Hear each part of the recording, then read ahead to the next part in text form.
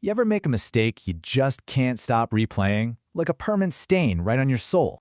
People think regret is just this undeletable corrupted file, but what if our simulation had a literal undo button? In this explainer, we're talking Crysticism.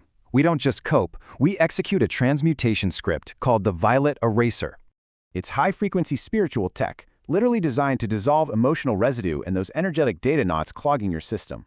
See, it's not about hiding the past. It's changing its atomic frequency from malware right back into source code. The myth is that bad choices create permanent debt, but the reality? Energy actually arrives as totally blank data. If you use that energy for anger or shame, you misqualify it. It turns into really dense matter. That's where the Violet Eraser comes in. It pulls that heavy energy back and powerfully retunes its vibration. Think of it like taking a completely broken, unreadable file and restoring it to its original, pristine state. So, how do we run this script? First, you gotta invoke your firewall, then visualize the violet flame.